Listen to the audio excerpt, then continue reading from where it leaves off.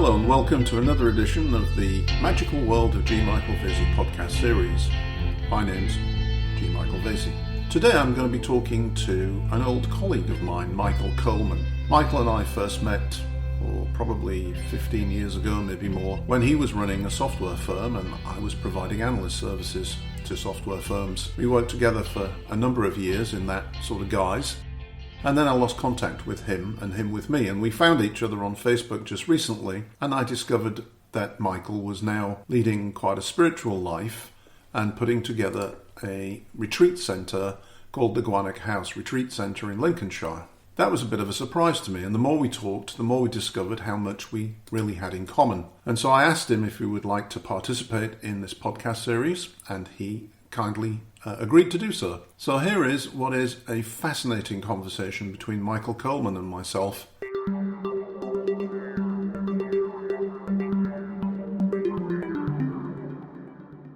What got you interested in the spiritual side of life in the first place? I've always been interested, Gary, ever since I was a small boy. I was quite a pious little lad, and I used to walk my sister home from school in the days when children used to walk home from school. And we always used to, not always, but like 2 or 3 times a week, I'd stop at our parish church and I'd go in and just sit in the church. I just really loved that connection. And, I didn't really know or understand what that was, but I could feel it. I could feel this very strong connection. Yeah, so that's when it began. But then I guess I put that to one side for quite a long time and got on with the other things that young men get on with. Yeah, as you do. And and then I kind of returned to it again in my 30s. I did transcendental meditation, the TM, which is Maharishi Mahesh Yogi. Yeah, that was amazing. That was a real, I guess that was the first, in adult life, that was the first kind of real connection with spiritual work and spiritual development. And it was a big shift for me. It was a big shift. And I did that for a couple of years quite meticulously, twice a day, every day. And then I guess towards the end of the 1990s, I had started my own business, and that was becoming very successful and very busy. And I was on airplanes, a couple of times a week. And that's when I met you, Gary. Absolutely. Yeah, but you never told me about this aspect. Yeah, this was always going on in the background. But I guess I wasn't so meticulous. I was just really busy, and life normal life took over. But it was still there in the background, and I would still meditate a couple of, maybe 2 or 3 times a week, but it wasn't a regular practice. And that's the thing that really makes the difference. When you meditate every day at the same, pretty much, you have a routine with it and you do it every day, you start seeing quite significant changes and developments and progression. It's called discipline. It's called discipline, something that all of us are lacking in. Yeah, it's not a strong point for me, I have to say.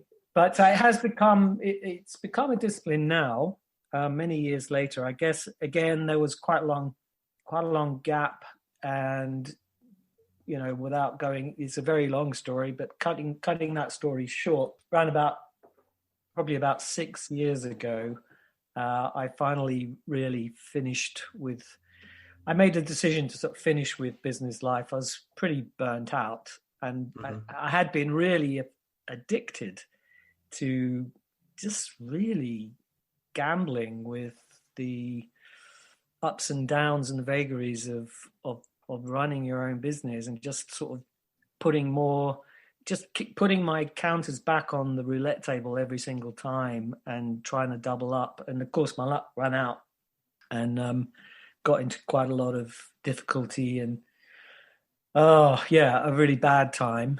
And then I thought, well, we had this house here during the good times. I bought this wonderful old 16th century manor house in the middle of Lincolnshire. Yeah. And it had always been the intention that this place, the reason I bought it, or a big reason for buying it, was that I wanted to turn it into some kind of spiritual haven that people would come to and, really experience the peace here. It's wonderfully peaceful.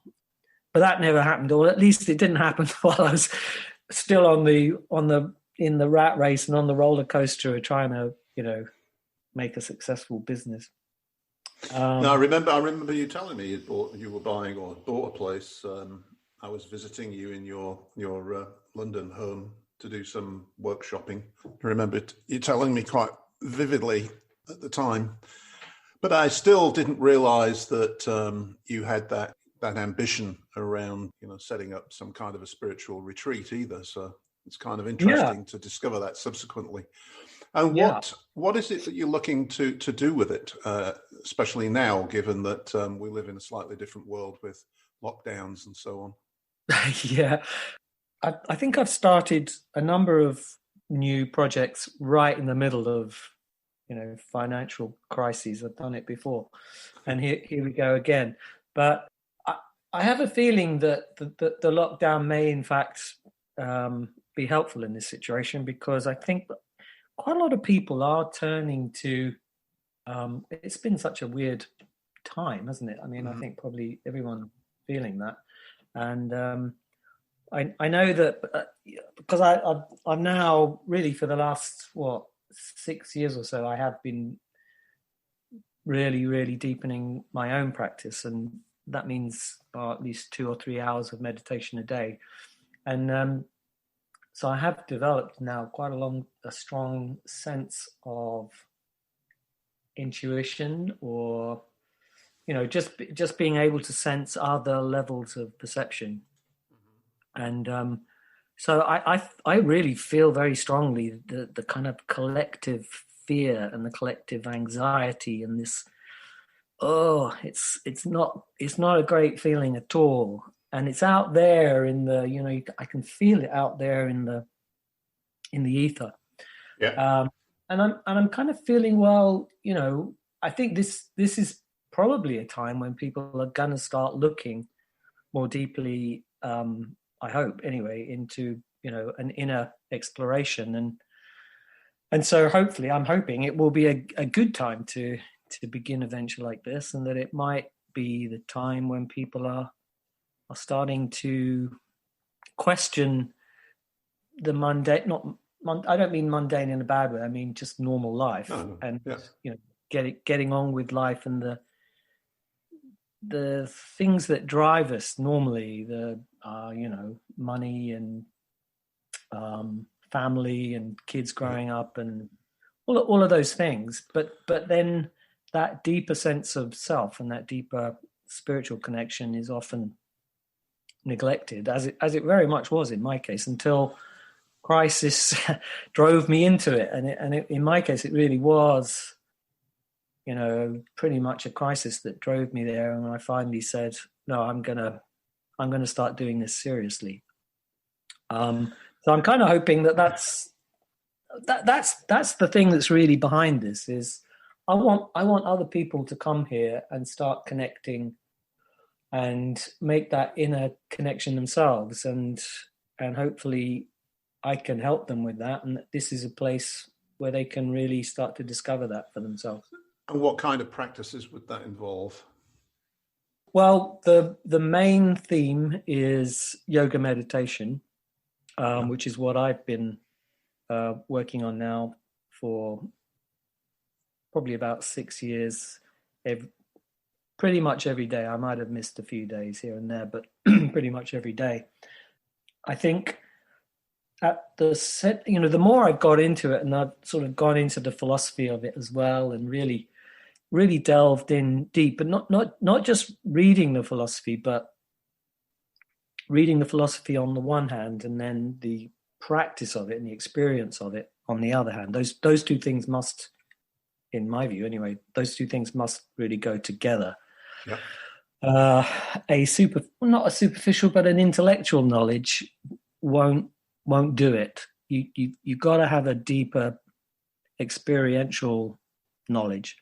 but also an experiential knowledge on its own kind of often doesn't make sense to people. And I think people sometimes have very deep spiritual experiences, but they don't know what's happening to them. And it can be bewildering, frightening. And some people can go a bit crazy with it. And so I think that having the philosophy there and the understanding of what this process is, quite a scientific process really, is very helpful. So those two things combined is what we're aiming to do here, is give people the background on the philosophy, the understanding of what's happening to them while they go through an experiential process. And I guess the end of that road, if there is an end of that road, the road goes on and never really ends, but end such as there is I suppose what would be called enlightenment. And that's supposed to be just for gurus, and that's supposed to be for monks and recluses. And maybe after many lifetimes of practice, you might get there. But that's not true, and that's really not correct at all. And certainly in this age, enlightenment is not something for monks and priests. It's for people living the busy lives that we do. Yeah. And it's about having complete fulfillment, not just in the external world, but also in the internal world, so that it's true satisfaction, it's true fulfillment.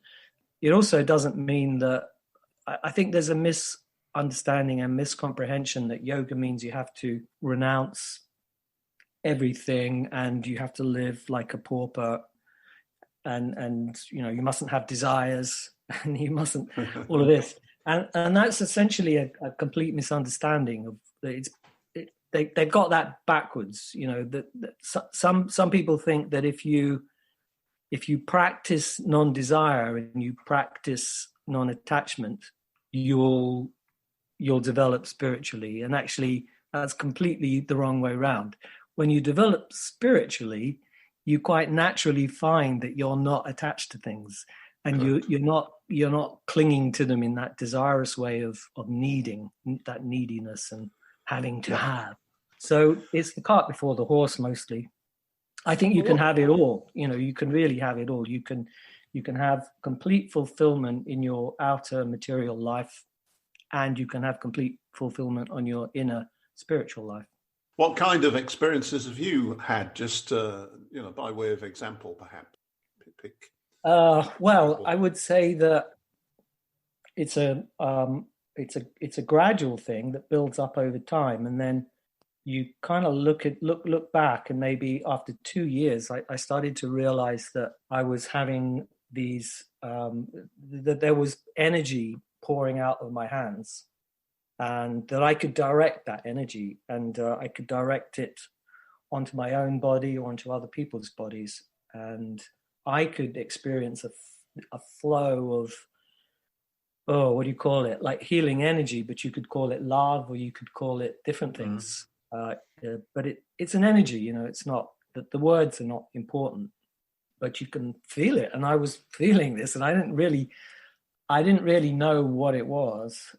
So I went and did some formal training in healing practices and Reiki, and I learned Reiki and things. And I realized that, that I was doing Reiki, I just didn't know what it was. And so that was a very, very deep experience for me, because I started having, I started hearing celestial sounds and things like this, the proverbial choir of angels. But this was real, and I've heard it many, many times since. Mm-hmm. Comes when it wants to come, by the way. You can't force it. It just happens when it happens. Yep. And sometimes it doesn't, and then you think, oh, that was so beautiful, I want it again, and then it doesn't come. You can't control it, but when it happens, it is amazing, because it's this sound that you can really hear it. It's quite clear. But I know exactly what you're talking about.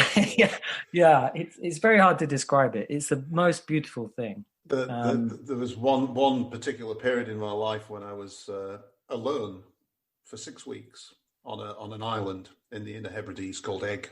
I was doing my geological mapping thesis, and the island wasn't big enough to have two students mapping it, so I was there on my own, living in a tent and a caravan on the north end of the island, and just that forced isolation and contemplation, being in nature. After about the fourth week, I was talking to the sheep. And after the fifth week, I start hearing angelic singing. And I kept looking for it. I thought, someone's out with a radio somewhere and tuned into some religious program or something. And, I realized I was completely alone, and I was actually hearing angelic singing from time to time. It culminated in some other experiences, but just that being alone in for a long period of time, and having the ability then to calm the mind, not be worried and concerned about what's in the news or what your family's doing. Back then, 1980, there was no internet, there was no cell phone, so I really was isolated. To talk to my parents, it was a 6-mile trudge to the village in the south of the island with the phone box, and I had to have change. So I completely understand. I do think there's plenty of need for the kind of place that you're envisaging in the world. I think that all of us experience this sort of push-pull, where I know I do anyway, where I would describe it as I know I'm on the right track because synchronicities and coincidences are really running my life. And I call that being in the magic. And you tend to get a little bit complacent after a while and get pulled back into worrying about business and family and politics and the future of humanity and other such things. And then all of a sudden you wake up one day and think, well, hang on a minute, I've lost it. I'm not meditating. I'm not having any coincidences. And I've done it to myself again. I've been pulled out of the little stream of magic that I was in. Do you find that as well? Oh God, yeah. That's you said it absolutely spot on. I totally recognize what you're saying. Yeah, when you're in the rhythm and the discipline of staying in that, steeped in that connection, as you say, amazing stuff starts happening, incredible synchronicities and things that just work, and things that just fall into place. And it's great. And then, you start thinking, oh, I'm really good at this. I don't need to do the practice anymore. And then it all stops. and you wonder what the hell's happening. And it's pretty clear. You've got to stay completely immersed in that stream. Because it's not coming from us. It's not me. It's not my ego that's generating that. It's just passing through me. I'm just like a receiver that's receiving it. And as long as I flow it out of myself, then great, it works for me and it keeps flowing. Yeah. But as soon as you stop, that's the end of it. Well, I always think that if you give attention to something, you give it energy, or if you give attention to something, it becomes a part of your life. And I think this is just a matter of attention. We perhaps let our attention drift, perhaps even necessarily, things. We have to pay the bills and make sure the kids are getting educated and put food on the table and stuff like that. Yeah. And so I think we live in a world where everything's competing for your attention. And even deliberately, I think there's knowledge that those that run the world know about this, and they definitely use fear and other techniques to get your attention. And I think that what you're intending on doing and what you're doing personally is wonderful, because you're disconnecting, you're unplugging yourself from that matrix and plugging into what's really there. And I think that's very, very important going forward, because the world is so technology-wise so bizarre now. I'm speaking to you and I'm 1,000 miles, well, probably 500 or 600 miles away. But, technology has provided all kinds of ways for them, whoever they may be, if they even exist, to entrap us. I kind of see it sometimes, the old story of selling your soul to the devil. Yeah. I often think that, that's really what you're doing, is you are selling your soul to not the devil, but the worldly powers, that because they've entrapped you, they've got you concentrated on the wrong things. Yeah, I agree. And I think the more that you practice, the more spiritual work you do, and the more you stay in that stream, the more it becomes apparent to you when you step out of it or fall out of it, or you observe what's going on in the media. And as soon as I look at my phone or watch the TV news, which I rarely do, for that reason, I mean, because you can just feel it instantly that the fear takes you over, and it's a horrible feeling, and the whole world seems to be caught in this energy at the moment, stronger than I think it's ever been. But I think the good thing is that in itself is helping people. That contrast. I hope and I believe that it is. People are now starting to see that contrast. And I think a lot of people are questioning it. Do we really need all of these measures to keep us alive? Or are we? Humans have been here for so many millions of years, as far as I know, in one form or another, and we haven't died out yet. So are we that vulnerable? Are we that disconnected from the earth, and are we that separate from nature that we just can't survive here unless we go around wearing masks or whatever other measure you can think of? Yes. I feel that I'm not saying you shouldn't wear masks and you shouldn't take precautions, because this thing is real, but I think it's a symptom of something much deeper, which is this fear-based resonance that's out there. And I also don't know who's controlling it, but if anyone is controlling it, but that thought form, that energy form, is palpable. And if you fall into it, then you kind of become it, and it takes you over, and you start, there's almost paranoia that it's not safe. Nothing's safe. Yeah. The world's not safe anymore. And I was talking the last podcast that I put out. I was talking to Mark Stavish, who's director of the Institute of Hermetic Studies, and he was saying something similar. In fact, going farther, he was saying that it even infects the New Age community, in the sense that people lose their discriminatory ability and start to try to find a utopia and ignore the actuality, which is, discrimination is one of the first things you have to learn on this path. Absolutely. And being able to discriminate between an ideology that's nice and utopian versus the reality, the actuality of something where actually we live in a not nice world. And, so we got into that topic quite deeply. I think, people are as you say, I think people are waking up to the fact that, wait a minute, this isn't right. Something's gone wrong here. It reminds me of the idea that you sometimes see on the internet with conspiracy theorists, that when the big collider thing was switched on, we entered a parallel universe. Yeah. And I often think about that and laugh, because if you'd have told me that in 2020 I'd be living half my life in a one room, unable to leave the house without a face mask because of some bug, I wouldn't have believed it. But when you go out without a face mask, which I often do because it's not mandatory here outside. In fact, I don't wear a mask deliberately outside because I don't think it does you any good at all. Some of the looks you get, how dare you? And I feel like shaking them and saying, well, wake up. Do you think you're going to catch this thing from the trees or the air? No. Yeah. I think. Anyway, we digressed. Well, yeah, but I think it is. It's what's going on, and I think it's causing people to think about things that they probably have never thought about before, and whether the whole conspiracy theory thing is one side of it, but leaving conspiracy theories to one side, I think the energies are palpable, and you really Yes. can feel them.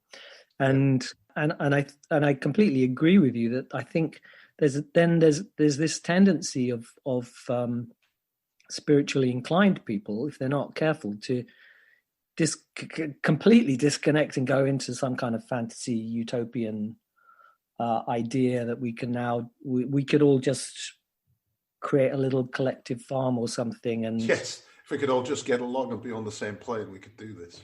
yeah. And then you think, well, hang on a minute, because there's so many, however many billion of us there are here now, and those of us who are probably wealthy enough might actually be able to pull that off. But what about everybody else? Are we just going to abandon them to their fate then? Are we going to switch all the electric off and just, let them starve? Yeah. So I don't think it's very well thought through. So where are you at with your plans currently? What's the status? Well, we're close to launching, and I would say by the time that this broadcast goes out, we will have launched. Of course, we still have major restrictions over here in the UK, so we'll be starting with very small numbers and obeying the space rules and everything, which we're obliged to do. And so we'll start gradually, but I think hopefully as things ease up, then we can have bigger groups. I'm hoping that within a reasonably short space of time, we'll have groups of about 10. So still quite small, quite intimate, and the ability to go pretty deep.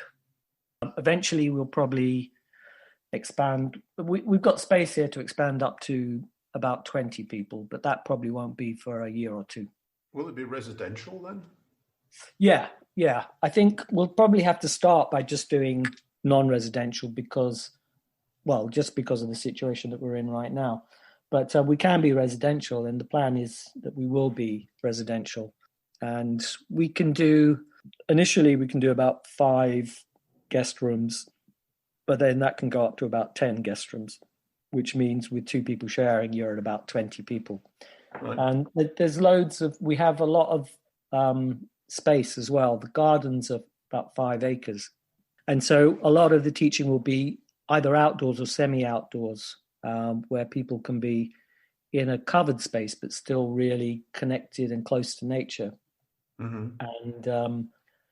And quite a lot of the teaching will be using nature and using the garden. So, for example, having done really sitting meditation, will then extend that out into taking the meditation into action in the garden, and whether that's pulling up carrots or planting out new seeds or weeding or whatever it might be, and then bringing those carrots up to the kitchen and working together and preparing food together and sharing that food together. So it's a richer experience than just the meditation on its own. It's using nature very much to enrich that connection and make that connection back to the earth and back to nature. Yeah, interesting. I've been doing a different form of meditation myself, which is a walking meditation. So going out into a park or somewhere and walking, and then imagining myself as a Slavic god, taking on the god form, and have had incredible results from that. And it does pull you into connection with nature, because some of the strangest things happen. Butterflies land on you, and blackbirds come and talk to you, and it's kind of strange. And then very rewarding, and pulls you back into that idea that we are connected with the planet and we are connected with nature. Yeah, totally, Gary. I think that and that, although probably wouldn't be a Slavic god. I mean, it can be any god you like, but within the yoga system, that's also quite a familiar practice of embodying a certain energy or embodying a certain divinity it's not so much that you become the divinity, because it's more that you embody the energy of that divinity. Yes. And then it starts to express itself through you in magical ways, as you say, and it really is a magical experience. It's not, things do actually change in the external world. Things have a golden hue to them. And, Yes. You can feel it and you can see it. And as you say, just magical things start happening. And totally agree with you there. And that practice is a very profound practice. And I just think that, if more people had that as part of their toolkit, and actually it's not even that it's a toolkit, because after a while it just starts to become the way that you live. And it's just like, when you get into the advanced stages of yoga practice, then it's called karma yoga, which is yoga in action, really is what it is. Everything becomes an offering to the gods. So we are really, it's almost like God is looking out through our eyes, because God is looking out through our eyes. There's only one creation, and there's only one unity of consciousness, and we are all it. So of course God is looking out through our eyes, because that's all there is. And so when you live that as a way of gratitude and as a way of appreciation, then every action becomes a ritual offering, and that's a way to live. It's not just something that you do now and then, but you live it all the time. And do you, in yoga at all, consider like the planetary bodies, like the sun and the moon, or the full moons, that kind of thing? Do you work with that kind of energy as well, or not? Yeah, absolutely. I do. I mean, I'm maybe not. I don't know if I'm a classic yogi type. Whether I'm necessarily following strictly what people would do in an ashram setting, or what a swami perhaps would do. I'm not certain, but I know it. I certainly do, because those energies are so potent that if you ignore them, well, I don't know. I mean, I think to me, the whole purpose of being here in this body, and I believe very strongly that we're eternal beings, and that we exist outside of bodies as well as inside them, and we're experiencing this being inside a body, and we're experiencing this planet and this earth and this solar system. And to not experience that would be crazy. I mean, that's the whole point of being here. So yeah, very much. Part of my personal practice involves standing in front of the sun and absorbing the energies of the sun and the moon. I mean, at about 4:30 this morning, I was out, because my practice starts at about 4 a.m. So I was outside, and the moon was in the northeast, almost full, just off full. And so I just stood outside, and at 4 o'clock in the morning, it's just, the energy is just it's unbelievable. So yes, that's very much part of it for me. Yeah, because I just I came across an American lady who is a Slavic shaman or shaman. She has been doing this for 30 years, but she has an exercise around the moons, the cycle of the moons. And I thought, I should do that. So I'm tackling that, starting with the next new moon, and looking forward to it, because I do follow some of those things, obviously, but this is an opportunity to get deeper with the lunar cycles under the guidance of a grandmother. I think it's a very powerful thing to do, Gary, because with the new moon, if you break your projects down into little mini cycles that are one moon cycle long, and each phase, beginning with the new moon, comes to as the moon waxes up to full, you're building the energy in that cycle, and then when it gets to full, you should be that phase of the project should be really full. And then you release it.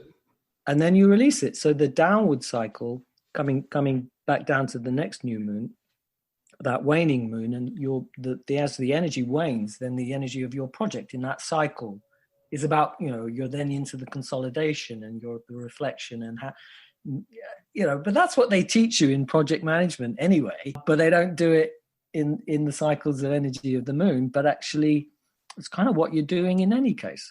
Yeah. Or you should be if you're managing life as a series of component projects, then that's a very good way to do it, I think. So if people were interested, how would they find out more details?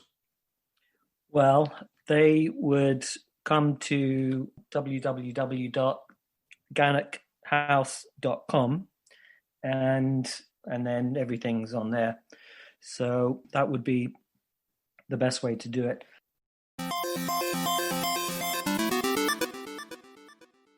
Well, thank you to Michael Coleman. I hope you enjoyed this conversation and this podcast, and I hope you'll come back and join us for future editions of The Magical World of G. Michael Vasey. Please do subscribe and like this podcast, whether on YouTube or on Spreaker or somewhere else. Your support is critical, and it does take some time to put all this stuff together, and it's nice to know that you have the support of the people that are listening. Once again, I'd like to thank Michael Coleman for being today's guest, and you for listening. I hope you enjoyed it. This is G. Michael Vasey saying goodbye.